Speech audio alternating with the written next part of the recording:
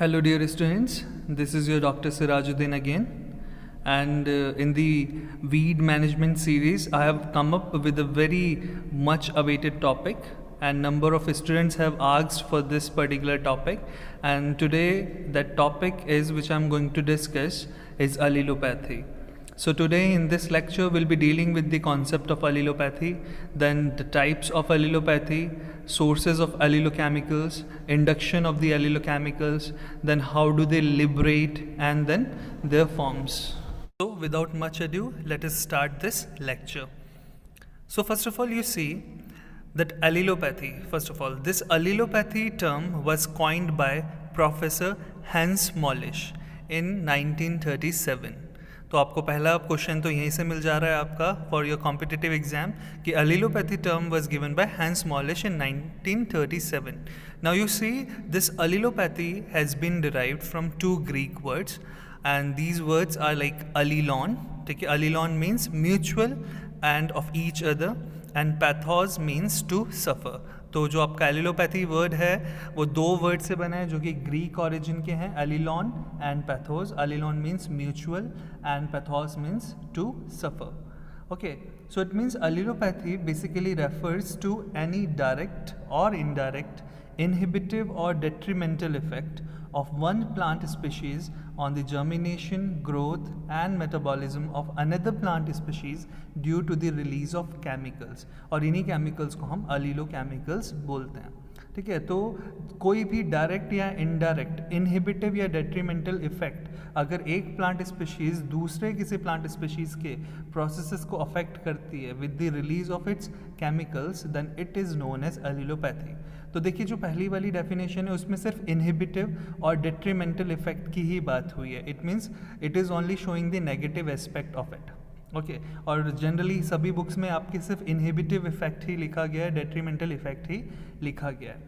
ठीक है, लेकिन जो इंटरनेशनल एलिलोपैथी सोसाइटी थी तो that has given the definition in 1996. तो this is the most accepted definition of the allelopathy. So let us look at the definition which is given by international allelopathy society. So it says any process involving secondary metabolites produced by the plants, algae, bacteria, fungi that influence the growth and development of agricultural and biological system. Now you see, आप कोई भी ऐसा process जिसमें कि secondary metabolites produce हो रहे हैं, whether it is being produce by plant भी प्रोड्यूस कर सकते हैं, algae, bacteria and fungi, and that influence the growth and development of the agricultural and biological system. तो यहाँ पर इन्फ्लुएंस वर्ड यूज हुआ है, ना कि इनहिबिटिव और detrimental. It means this influence can be detrimental और can be a positive one. तो ऑलवेज रिमेंबर दिस. तो जो मोस्ट एक्सेप्टेड डेफिनेशन है वो यही वाली है. ठीक है, देन पहली बार जो आपकी एलिलोपैथी थी, देखिए बहुत ज़रूरी है आपको जानना, बिकॉज इसी स्लाइड में आपको you can get number of questions which are basically very prominent for the competitive point of view. So it was first reported in alpha which is also known as Medicago sativa, and the first allelochemical was extracted from black walnut that is known as Juglans nigra. तो दो question यहाँ पे बनते हैं कि पहली बार किस में रिपोर्ट किया गया, कौन से क्रॉप में रिपोर्ट किया. तो रिपोर्ट किया गया आपका अल्फा एंड मेडिकागो सटाइवा में, और फर्स्ट केमिकल जो एलिलोकेमिकल है जो कि एक्सट्रैक्ट किया गया वो ब्लैक वॉलनट से किया गया. Okay, so it means, and now the thing which I was talking about, it includes both inhibitory and stimulatory effects of the plants on each other, including microorganisms. तो आपके soil में microorganisms भी हैं, they can also release certain type of chemicals, and तो जैसा मैंने आपको पहले बताया, this effect can be inhibitory one and can be stimulatory one. Okay, so जो sources हैं allelochemicals की agriculture fields में basically they may be your weeds, crops or microorganisms. Okay, so moving on, let us talk about the types of allelopathy. So now you see the first two types, auto allelopathy and allo allelopathy. तो जो auto allelopathy है उसको हम intra plant कोएक्शन भी बोलते हैं, और जो एलो एलिलोपैथी है उसको हम इंटर प्लांट कोएक्शन. तो नाम से आपको क्लियर हो जाना चाहिए. Auto allelopathy means suppose a plant which is producing the allelochemicals that is harming itself. तो जो उसका प्रोड्यूसर है उसी को वो इम्पैक्ट कर रहा है. ठीक है, तो ये सेल्फ टॉक्सिसिटी हो गई आपकी। तो ऑटो एलिलोपैथी मतलब इंट्रा प्लांट को एक्शन। ओके, तो सपोज मैंने इसमें एग्जांपल्स दिए वीट, अल्फा अल्फा, काउपी एंड ट्राइफोलियम रेपेंस। तो मतलब तो वीट का जो एलिलोकेमिकल्स होंगे that can harm the wheat. Okay, तो that is why auto allelopathy, ठीक है। But allo allelopathy is opposite of it, inter plant. It means a plant is producing, suppose a plant is producing the allelochemicals and it is influencing the B plant. Okay, so this is known as interplant coaction. So like the examples have been given, maize is releasing certain kind of allelochemicals and influencing the Chenopodium album. Likewise, sorghum is influencing the abutilon, and sweet potato on the cypress species. Okay, so I think it is clear. Auto means self and allo means to another one. Okay, now another type is residual and the concurrent allelopathy. तो जो residual है, पहले तो आपको ये जानने लेना चाहिए कि रेसिडुअल को हम डेड प्लांट इफेक्ट बोलते हैं और कनकरेंट को हम डायरेक्ट एलिलोपैथी या लाइव प्लांट इफेक्ट भी बोलते हैं। ओके, तो अब यहाँ पर क्या हो रहा है, जो कंकरेंट और डायरेक्ट एलिलोपैथी है, इसका मतलब क्या है कि जो आपके लाइव प्लांट्स हैं they will release certain extract और exudates, and those exudates have chemicals और allelochemicals which are going to hamper और influence the plant growth of other plant growth. तो यहाँ पर क्या हो रहा है, डायरेक्ट एलिलोपैथी में जो आपके एलिलोकेमिकल्स रिलीज हो रहे हैं वो डायरेक्टली इम्पैक्ट कर रहे हैं दूसरे प्लांट को, ठीक है, और लाइव प्लांट्स हैं वो। लेकिन जो रेसिडुअल है, रेसिडुअल में क्या होता है कि सपोज करिए कोई आपने प्लांट हार्वेस्ट कर लिया और उसके रेसिड्यूज आपने किसी सॉइल में डाल दिए, तो रेसिडुअल इट मीन्स वो डेड प्लांट है, अब वो लाइव प्लांट नहीं है।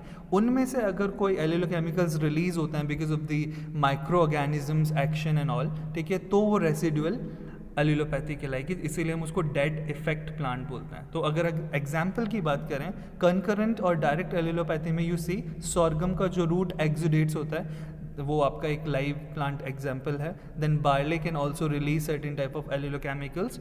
Okay, then in case of residual you see lentil residues, I am talking about the residue, it means अब यहाँ पर प्लांट नहीं है, उसका रेसिड्यू है। तो जो लेंटिल के रेसिड्यू हैं they can impact the wheat and sunflower, and likewise sorghum on wheat and phalaris. अब यहाँ पर आपको लगेगा कि सर सॉर्गम आपने दोनों ही में दे दिया, तो यहाँ पर हमने सॉर्गम का क्या करा है, रेसिडुअल में सॉर्गम के सिर्फ रेसिड्यूज यूज़ करें। But here in the category of direct allelopathy, sorghum के जो रूट्स हैं जब वो लाइव है तो रूट्स वहाँ पर कुछ एक्सुडेट्स अपने आप क्या कर रहा है, रिलीज कर रहा है। तो it can be taken in both the cases. Okay, तो इट मीन्स एक और चीज़ मैं आपको यहाँ पे क्लियर करना चाहूँगा, true allelopathy and functional allelopathy. तो ट्रू एलिलोपैथी मीन्स सिंपल कि आपका एक प्लांट ने एलिलोकेमिकल्स रिलीज किया और उस एलिलोकेमिकल ने एज सच बिना किसी मॉडिफिकेशन के उसने दूसरे प्लांट को इम्पैक्ट किया, तो वो तो क्या कहलाएगी, ट्रू एलिलोपैथी। मतलब ट्रू है वो कि जो एलिलोकेमिकल्स एक से रिलीज हुए एज सच उन्होंने उन एलिलोकेमिकल्स ने दूसरों को क्या करा है, इम्पैक्ट किया है दूसरे प्लांट्स को। बट जो फंक्शनल टाइप होती है, तो सपोज करिए कि कोई प्लांट है उसने ए टाइप एलिलोकेमिकल क्या करा, रिलीज करा। अब ये ए टाइप एलिलोकेमिकल इसमें कुछ मॉडिफिकेशन होंगे with the help of micro organisms, तो ये ए टाइप सपोज बी टाइप में कन्वर्ट हुआ। अब ये जो बी टाइप है now it will impact the other plants growth. तो इसका मतलब क्या हुआ, ये ट्रू एलिलोपैथी नहीं हुई, फंक्शनल हुई है। इसका मतलब है कि जो एलिलोकेमिकल्स आपके रिलीज हुए from the one plant, they have been modified with the microorganisms, and then that modified allilochemical is influencing the plant growth, another plant growth, that is known as the functional allelopathy. So always remember this. Okay, now moving on, sources of allelochemicals. तो simple है कि कहाँ कहाँ से एलिलोकेमिकल्स release हो सकते हैं। तो सोर्सेज इसकी स्टेम भी हो सकती है, रूट्स भी हो सकते हैं, प्रोपगेटिंग मटेरियल राइजोम्स भी हो सकते हैं, फ्रूट्स और सीड्स भी हो सकते हैं, लीव्स एंड फ्लावर्स भी हो सकते हैं। तो इसमें कुछ ऐसा कोई रॉकेट साइंस नहीं है, आपको सिंपल है कि जो भी पार्ट आपके प्लांट्स के हैं they can be the source of allelochemicals. Okay, moving on, now how do allelochemicals induce in plants.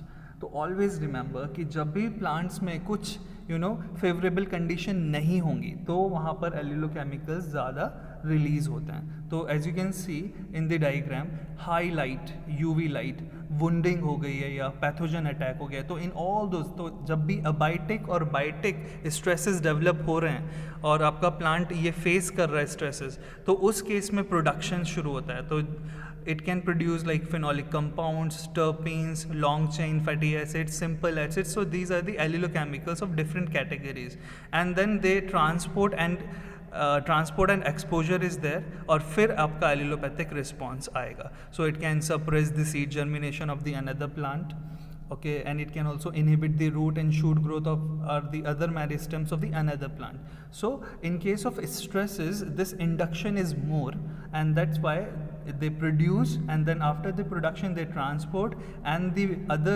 plants species are getting exposed to the allelochemicals, and then allelopathic responses are occurring. Okay, then moving on, now you see liberation of allelochemicals. तो liberation कैसे हो सकता है कि कौन कौन से process है, तो आप इसको देख लीजिए. This diagram which was given by Chick and Kilbaso, environmental routes of entry. तो वॉलेटिलाइजेशन हो सकता है लीफ से, कि आपके वेपर फॉर्म में भी आपके जो एलिलोकेमिकल्स हैं they can release, and that vaporization of the allelochemical is known as volatilization from the leaves. Then leaf leaches and litter fall, कि जब आपके जो लीफ हैं या तो वो फॉल डाउन कर जाएं या फिर उनके ऊपर बाय रेन या फॉग या ड्यू उनके जो ऊपर जो केमिकल्स हैं उनकी लीचिंग हो जाए. That can also be the liberation part of the allelochemicals. Then root exudates, आपके क्या कर सकते हैं कि जो रूट्स हैं आपकी, दे कैन ऑल्सो एक्सुडेशन हो सकता है वहाँ से एलिलोकेमिकल्स का. देन अगेन आपका अगर हम रेसिड्यूल की बात करें तो decomposition of the plant residues, कि कुछ आपके जो फंक्शनल टाइप ऑफ एलिलोपैथी होती है कि प्लांट रेसिड्यू आपने डाल दिया, उस पर अब डिकम्पोजिशन शुरू होगा. It means micro organisms act करना शुरू करेंगे, and that decomposition can also be root of the liberation of allelochemicals. Then decomposition of slot root tissues, तो जैसे कि प्लांट रेसिड्यू है उसी में आपका जो रूट टिश्यूज़ हैं, आपने जो रूट टिश्यूज़ हैं उनका भी डिकम्पोजिशन हो सकता है. Then they can also release और लिबरेट द एलिलोकेमिकल्स. ओके, तो this diagram is self explanatory. You are not going to like इसको ज़्यादा बढ़ाने की ज़रूरत नहीं है. this much is important for you. okay, then moving on, चलिए अब आपको classes of allelochemicals, there are number of classes, इससे भी ज़्यादा है, तो I have taken only the main ones. तो आपको एक चीज़ याद रखनी है, all the allelochemicals are secondary metabolites. Okay, but all secondary metabolites are not allelochemicals. Always remember this. So all allelochemicals are secondary metabolites, but all secondary metabolites are not allelochemicals. तो इसमें कौन कौन सी क्लासेस हैं आपके? Phenolic acids हैं, कॉमरिन्स हैं, terpenes हैं, then क्विनॉन्स हैं, आपका अल्कलॉइड्स हैं, फ्लेवोनॉइड्स हैं, बेंजोइक एसिड्स हैं, अमाइनो एसिड्स हैं, लैक्टोन्स हैं, सिनेमिक एसिड है. तो these are the classes of the allelochemicals. यहाँ पे मैं आपको एक चीज़ और बताना चाहूँगा कि टर्पीन से एक क्वेश्चन पूछा जाता है आपका कि जो पार्थेनियम हिस्टेरोफोरस है वो कौन सा एलिलोकेमिकल रिलीज़ करता है, तो वो टर्पीन्स ही यूज़ करता है, और उस टर्पीन का सेस्क्यू टर्पीन लैक्टोन्स हम उसे बोलते हैं. ओके, तो सेस्क्यू टर्पीन से आपको याद रखना है कि जहाँ पर भी सेस्क्यू टर्पीन की बात हो रही है तो बेसिकली वहाँ पे क्वेश्चन आता है कि पार्थेनियम आपका जो वीड है, ठीक है, congress grass, that can release the sesquiterpenes. Okay, then moving on, now this is very important, you need to pause the video here. and allelochemicals produced by the plants, तो आपको पता लगाना चाहिए कि कौन सा प्लांट कौन कौन से allelochemicals प्रोड्यूस कर सकता है. तो हम राई की बात करें जिसका साइंटिफिक नेम सिकेल सीरियल है, ओके, तो वो डिबोआ और बोआ दोनों ही केमिकल्स यूज़ कर सकता है. तो डिबोआ की जो फुल फॉर्म है 2,4-डाईहाइड्रोक्सी 1,4,2H benzoxin 3,1 and then we have DIBOA, ठीक है. देन अवीना सटाइवा की बात करें तो फेरुलिक एसिड ही प्रोड्यूस करता है. सॉर्गम बाइकलर की बात करें तो पी क्यूमेरिक एसिड यूज करता है. Then DIMBOA is basically release by sorghum and wheat. और हॉर्डिनिन भी आपका जो आपका क्या कहते हैं, सॉरी, बार्ले जो करेगा वो हॉर्डिनिन एंड आपका हाइड्रोक्सामिक एसिड करेगा रिलीज. देन मूंग में सैपोनिन्स. देन मेडिकागो सटाइवा में एस्कैरिडोल और alpha terpenes. and Chenopodium releases the gamma linolenic acid and alpha aceron. and Cucumis sativus, it releases the benzoic and cinnamic acids. इसी तरह से sorghum का एक और अभी मैं आगे आपको बताऊंगा, sorghum भी आपका एक that can impact the plant. So here you pause the video और आप देख लीजिए कौन सा plant कौन से chemicals release करता है. Okay, now moving on, now mechanisms of action, कि कैसे ये एलिलोकेमिकल्स एक्ट करते हैं या मैकेनिज्म क्या है उनका एक्शन का. तो सेल डिवीजन को हैम्पर कर सकते हैं और सेल इलोंगेशन को हैम्पर कर सकते हैं. It can also hamper the growth hormonal imbalance. Mineral Uptake को ये अफेक्ट कर सकते हैं. नाइट्रिफिकेशन को ये इम्पैक्ट कर सकते हैं, जैसे कि फ्यूरुलिक एसिड है जो कि नाइट्रोसोमोनास को, जो कि बैक्टीरिया है, उसको इम्पैक्ट करता है. देन स्टोमेटल बिहेवियर को ये क्या कर सकते हैं, through the stomatal behaviour it can act. Then protein synthesis और ऑर्गेनिक एसिड मेटाबॉलिज्म को हैम्पर करके ये अपना रिस्पॉन्स दिखा सकते हैं. तो ये सारे मैकेनिज़म्स हैं उसके, तो हम इनको बहुत डिटेल में नहीं पढ़ रहे हैं. आपके लिए इतना काफ़ी है कि आप जान लीजिए कि एलिलोकेमिकल सिर्फ एक ही टाइप का मैकेनिज़्म नहीं इन्वॉल्व करता है कि a certain allylochemical can have like different or various kind of mechanism. तो इसमें ऐसा ज़रूरी नहीं कि एक ही तरह का mechanism follow करे. इसमें से चाहे तो वो 2-3 को यूज़ कर सकता है. तो इट मीन्स एक allylochemical काफ़ी सारे mechanisms follow कर सकता है, जो कि मैंने यहाँ पर आपको दिखाए हैं. It can block the photosynthesis or respiration. With that it can also hamper enzymatic activities. So always remember this, these are the mechanisms of action for the allylochemicals. Okay, then now this current the forms of allelopathic interactions अब बात करते हैं. These are not types. Here we are highlighting the fact in what forms allelopathic interactions occur. तो current research is basically focused on weeds, कैसे weeds दूसरे weeds को hamper करते हैं या affect करते हैं. Then weeds on crop on weeds and crops on crops. तो ये जानना आपको बहुत ज़रूरी है, ठीक है, और इसमें से भी आपके क्वेश्चंस पूछे जाते हैं. So let us start one by one. You see, the first one is weed on weeds. तो सबसे पहले आपकी देखिए 4 कैटेगरीज दी गई हैं. एलिलोपैथिक वीड का नाम सबसे पहले दिया गया है. देन द अफेक्टेड वीड, जिसको अफेक्ट करेगा. देन क्या क्या सोर्सेज हैं उसकी और किस तरह का इफेक्ट आ रहा है उसमें. तो जैसे कि देखिए एलिलोपैथिक वीड है पार्थेनियम हिस्टेरोफोरस. तो this parthenium hysterophorus can affect number of weeds. तो जैसे कि ये अवीना फेचुआ को अफेक्ट कर सकता है और बाइडेंस पिलोसा को भी क्या कर सकता है, अफेक्ट कर सकता है. और सोर्सेज क्या होंगी इसकी, लीफ एंड इन्फ्लोरेसेंस एक्सट्रैक्ट्स. और कैसे इफेक्ट करेगा, bye hampering the root and shoot growth. Then moreover, sorghum halifens, it can affect the Sitaria viridis and Amaranthus spinosus.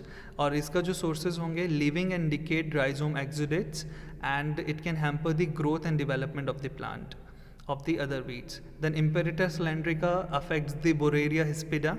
इसके जो sources होंगे rhizome exudates होंगी, and it affects the emergence of the seedling and then growth. Then Tagetes minuta, it affects the sorghum halifens and Euphorbia helioscopia. इसके green leaves इसकी sources हैं, और ये it affects the germination, root and shoot growth of the other weeds. Okay, so Trifolium repens, it is self affected. मैंने पहले ही आपको बताया था कि it comes under the auto inhibition. तो auto allelopathy ये शो करता है. तो ट्राइफोलियम जो करता है अपने आप को ही क्या कर सकता है, सेल्फ अफेक्ट हो सकता है. और क्या करता है ये अफेक्ट करके, सीड जर्मिनेशन और इमर्जेंस को अफेक्ट करता है अपने आप को ही. Okay, then moreover now let us talk about weeds on crop. तो कौन कौन से वीड्स हैं जो कि क्रॉप्स को, बहुत सारे ऐसे एग्जांपल्स हैं, but I have taken up only the few ones which are main ones. तो agropyron repens, you see agropyron repen can affect the maize and potato, and its sources is ethylene production. And how does it impact, it impacts like by decreasing the nitrogen and potassium uptake. Moreover, sorghum halifens, it affects your sugarcane, soybean and maize, and its sources are root exudates and decaying residue, and it affects the root and shoot growth of sugarcane, soybean and maize. Then Avena fetua crop, it affects the crops wheat, barley, oats, and sources are root exudates, and it affects the germination of these crops. Then Cynodon dactylon, it affects the barley and oats, and its sources are decayed residue. It again inhibits the germination. And then Cyprus esculentus, it affects the crops like maize and soybean, and yes, its sources is vanillic acid, and then root and shoot growth is affected by this. Okay, and then moving on, crops on weeds, ये आपको जानना है। इसमें से एक question आपको मैं बताऊंगा जो पूछा जाता है बहुत बार। मेज़, इट्स एसोसिएटेड, जितने भी मेज़ के एसोसिएटेड वीड्स हैं उनको ये हैम्पर कर सकता है। And how does it do that? By inhibiting और by increasing the catalase and peroxidase activity. और सोर्सेज ऑफ इनहिबिटर्स यहाँ पर रूट एक्सुडेट्स, तो रूट्स इसकी एक्सुडेट्स रिलीज करती है जो कि कैटालेज और परऑक्सीडेज एक्टिविटी को इंक्रीज करती है।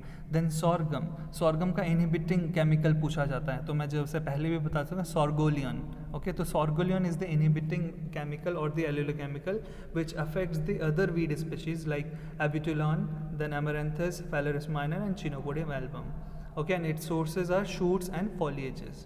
Then again, rye can impact the weed species like Digitaria and Sanguinalis and Ambrosia artemisifolia. इसकी sources shoots and foliages हैं। inhibiting chemical इसका भी नहीं पता, लेकिन हमने पहले इसको डिस्कस कर चुका है, ठीक है, कि कौन कौन से इसके सोर्सेज हो सकती हैं, कौन कौन से केमिकल्स हैं। तो यू कैन गो बैक और देख सकते हैं कि वहाँ पर मैंने आपको बता दिया कि राई में कौन कौन से एलिलोकेमिकल्स पाए जाते हैं। Then rice can impact the Echinocloa crusgalli and Echinocloa colonum, and its inhibiting chemicals or allylochemicals are momilactone A and momilactone B. Okay, and its sources are root, foliage and residue decomposition. Then wheat can impact the wild mustard, and its inhibiting chemical is phenolic acid, and its sources of inhibitors are roots, exudates. And then barley can also impact different weed species which are associated with the barley, and its inhibiting chemical is gramine, and it inhibits the root and shoot growth. Then moreover, your last one is crops on crops. So sunflower has been found allelopathic to groundnut under intercropping situation. Your tree crops like eucalyptus, it also shows some allelopathic interactions to the vegetables, and some field crops which are grown as intercrop with it.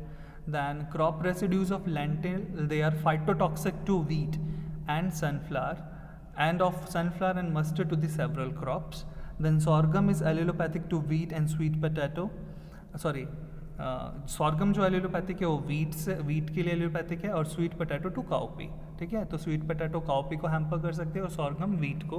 Then moong and green gram and cowpea, they are stimulatory to the growth of wheat. Now you see, जो मैंने आपको पहले point बताया था, their allelochemicals can be stimulatory once.